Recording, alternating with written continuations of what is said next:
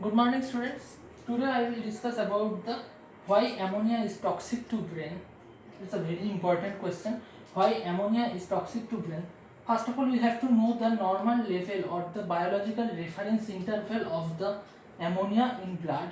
It's a very little amount.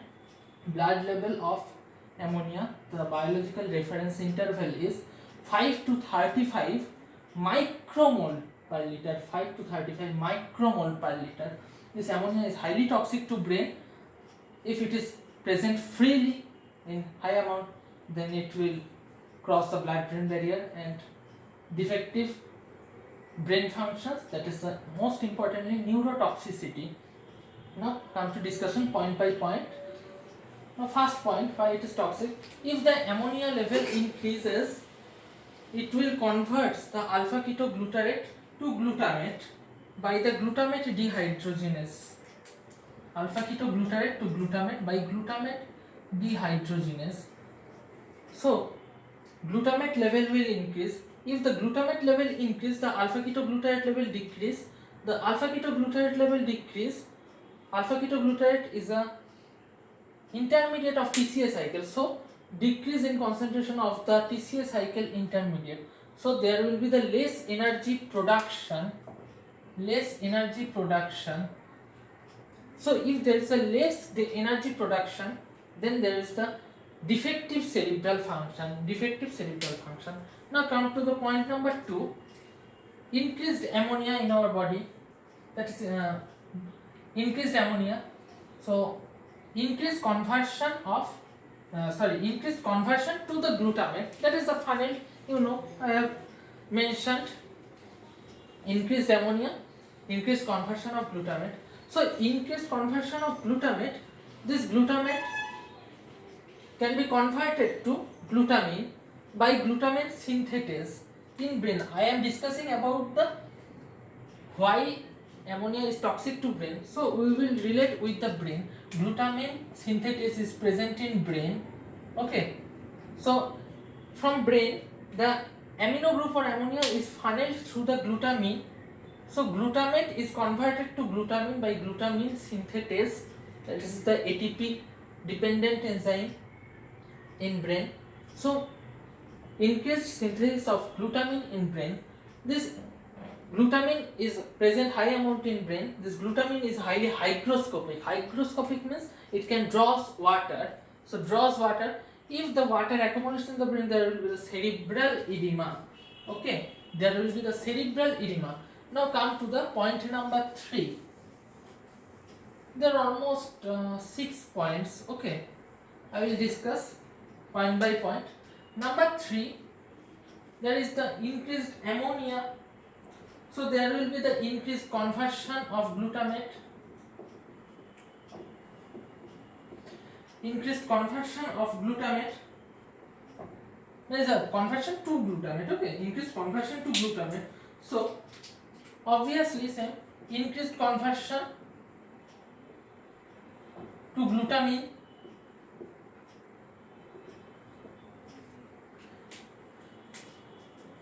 That's why decreased glutamate level, increased glutamine conversion from glutamate, so decreased glutamate level. From glutamate, GABA synthesis. GABA is a neurotransmitter, that is the inhibitory neurotransmitter. Synthesis of GABA decreases. Okay, synthesis of GABA decreases. GABA means the gamma aminobutyric acid.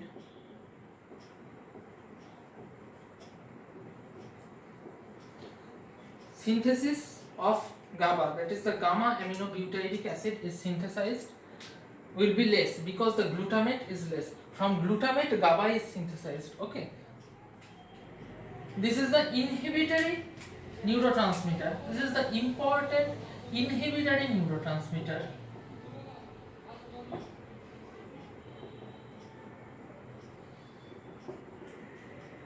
Important inhibitory neurotransmitter. Now come to the point number 4. Here ammonia is in high amount in our body. So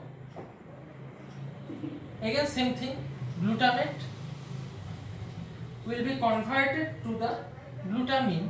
That's why glutamine, GLN, glutamine level will be increased. This glutamine level, what occurs? This glutamine, increased glutamine level, excess glutamine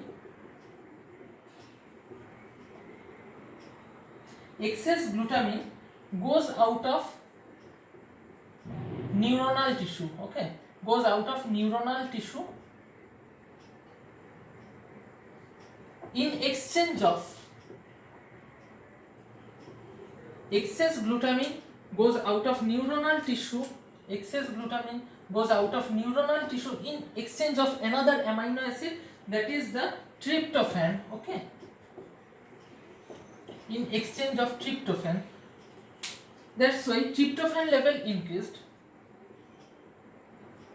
Tryptophan level increased in the cell, that is the in brain cells. Tryptophan level is increased. This synthesis of serotonin will also increase.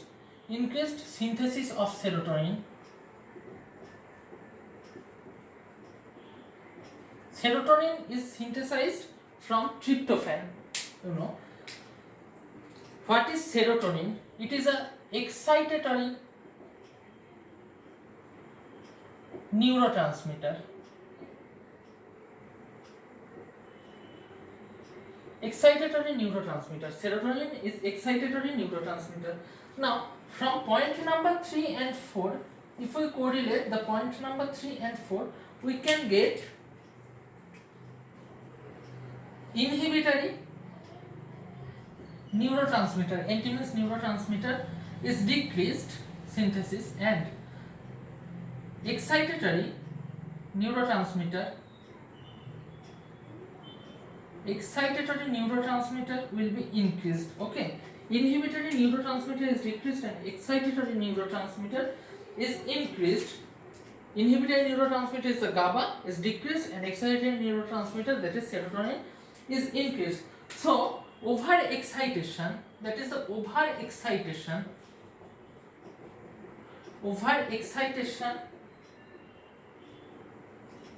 of neuronal signaling. Overexcitation and neuronal signaling leads to seizure,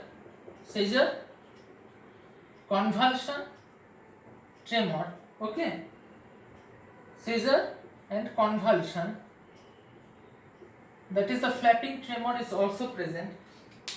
So ammonia level increase, conversion to glutamate increase, conversion to glutamine increase. So glutamate level ultimately decrease, synthesis of GABA will be decreased, which is an important inhibitory neurotransmitter. And the next point, that is the glutamine level increase, excess glutamine in exchange of the tryptophan.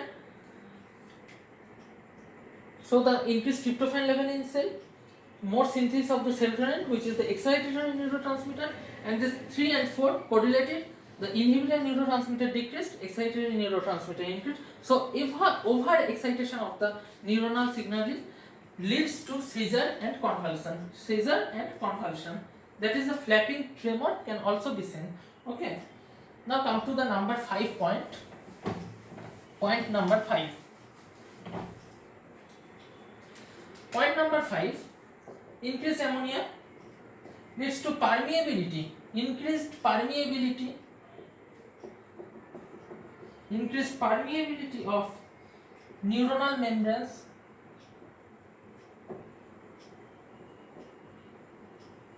for potassium and chloride channels. Okay, permeability of neuronal membrane for potassium and chloride ions is increased due to increased ammonia concentration in our blood. That's why defective nerve conduction, that will leads to defective nerve conduction. Defective nerve conduction. Now come to point number 6. This is the last point of our discussion today. Number 6 is the increased ammonia. So The important thing, the increased ammonia is the stimulus for neoglucogenesis. Stimulates glucagon. Okay, stimulates glucagon secretion. Stimulates glucagon secretion. Increased ammonia stimulates the glucagon secretion. If the glucagon secretion increases, there will be increased neoglucogenesis. If the neoglucogenesis, we know the neoglucogenesis from where it occurs. Some amino acids are both ketogenic and glucogenic, and some amino acids are only glucogenic, some are only ketogenic. So those amino acids which are only glucogenic, or the amino acids which are both glucogenic and ketogenic, due to glucogenic, they can produce their ultimate product, which is the glucogenic product. The glucogenic product will enter into the neoglucogenetic pathway and completes the neoglucogenesis steps. So increase the neoglucogenesis means increased amino acid catabolism. Okay, increased amino acid catabolism. As it is the increased amino acid catabolism, there will be the further increase of amino acid, further increase of ammonia. There will be the further increase of ammonia.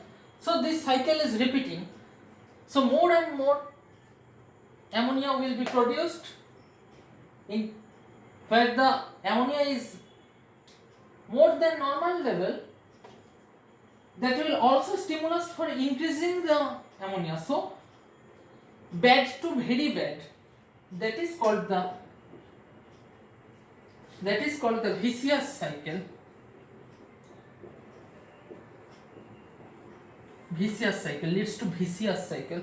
Bad to very bad, bad to very bad, very bad to very very bad. This is termed as the vicious cycle. So we completed our today's discussion about the why ammonia is toxic to brain. Thank you.